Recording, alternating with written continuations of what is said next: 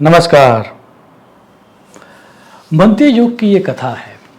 गिरनार प्रदेश में सौराष्ट्र रीजन में एक धर्मगुरु हुआ करते थे। वो अपने शिष्यों के साथ एक दफ़े गिरनार की यात्रा पर निकलते हैं।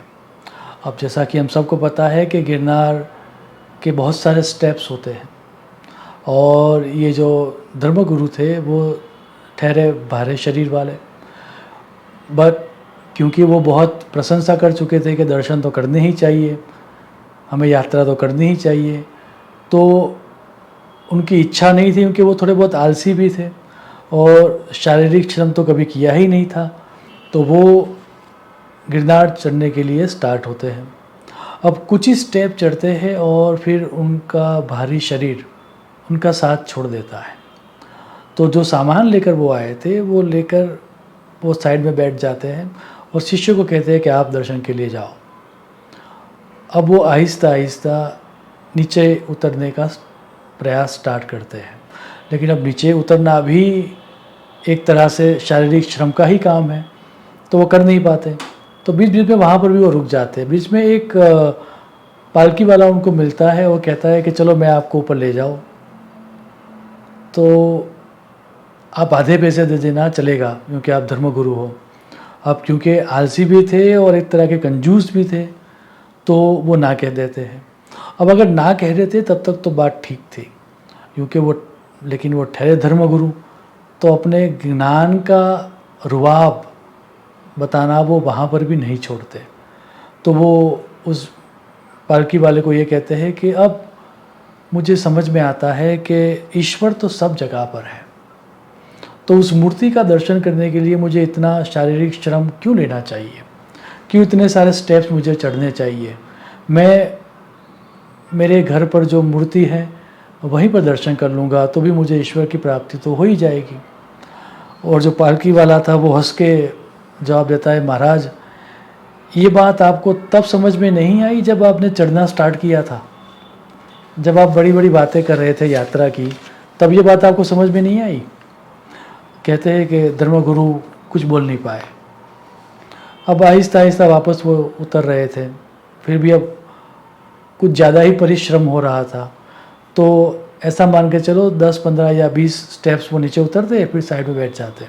तभी उन्होंने देखा कि उनसे भी भारी शरीर वाली एक वृद्ध महिला अपने कंधों पर एक छोटे बच्चे को बिठा के आराम से चढ़ रही है। थकान उसको भी होती है, बीच में रुकती वो भी है, लेकिन उसके मुंह पर किसी भी तरह की ग्लानि नहीं है, ना ही कोई दुख है।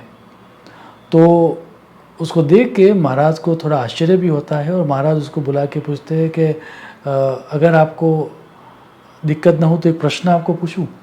आपका शरीर तो मेरे से भी ज़्यादा भारी है और उसमें भी आपने एक छोटे बच्चे को अपने कंधों पर बिठाया हुआ है, क्या आपको थकान नहीं होती? क्या आपको दुख या पीड़ा नहीं होती? आप इतना भार लेकर कैसे चल पाते हो? तभी वो स्त्री हंस के जवाब देती है कि किसका भार और कैसा भार, जिसको आप प्रेम करते हो उसका भार कहाँ लगता है। और उससे भी आके जाके मैं तो अपने प्रेमी को मिलने जाती हूँ। ये ईश्वर मेरा प्रेमी है, मैं इतना उसको चाहती हूँ कि हर मास एक दिन इस तरह से मैं आती ही हूँ उसके दर्शन के लिए। और जहाँ तक मैंने सुना है महाशय, तो विक्रम चरित्र में तो ऐसा स्पष्ट कहा गया है कि अपने प्रियतम के दर्शन से आपके सभी थकान मिट जाती है, क्योंकि प्रियतम का दर्शन ही अमृत है, वही तो आनंद है। आप विक्रम चरित्र का सूत्र देखें, इष्टस्य दर्शनम कस्य न भवेद अमृतोपमम। इतना कह के वो चल जाती है। अब महाराज आहिस्ता आहिस्ता नीचे उतरने का प्रयास कर रहे थे, लेकिन वो रुक जाते हैं, साइड में बैठ जाते हैं और आत्मचिंतन में लग जाते हैं। क्या मैंने ईश्वर के सच्चे स्वरूप को जाना है, या फिर मैंने सिर्फ पोथी पढ़ी है? मैं ईश्वर को प्रेम करता हूँ या फिर ईश्वर को प्रेम करना चाहिए वैसी शास्त्र की बातों को सिर्फ दोहराता हूँ? घटना ये कहती है कि तभी उनके मन में कबीर जी का वो प्रसिद्ध वाक्य उजागर होता है, पोथी पढ़ी पढ़ी जग मुआ, पंडित भया न कोई, ढाई आखर प्रेम का, पढ़े सो पंडित होई। जिसने प्रेम के स्वरूप को जान लिया वही तो सच्चा ज्ञानी है। कहानी कहती है कि आहिस्ता ही सही, लेकिन वो जो गुरुदेव थे वो वापस सीढ़ियाँ चढ़ना स्टार्ट करते हैं, क्योंकि उनको समझ में आ जाता है कि जिसके प्रति आपका लगाव होता है, जिसको आप प्रेम करते हो, वहाँ पर पहुँचने के लिए फिर आपको परिश्रम नहीं लगता, वो प्रसाद हो जाता है। हम सब के जीवन में ऐसे प्रेम की प्राप्ति हो ताकि हमें जो चीज़ चाहिए उसके लिए जब हम प्रयास करें तब वो प्रयास हमें एक तरह से बर्डन सम न लगे, बल्कि आनंद का माध्यम दिखाई दे। ऐसी सद्बुद्धि हम सबको प्राप्त हो, ऐसी ईश्वर को प्रार्थना करते हुए मैं मेरी वाणी को विराम दूंगा। शुभम भवतु। प्रणाम।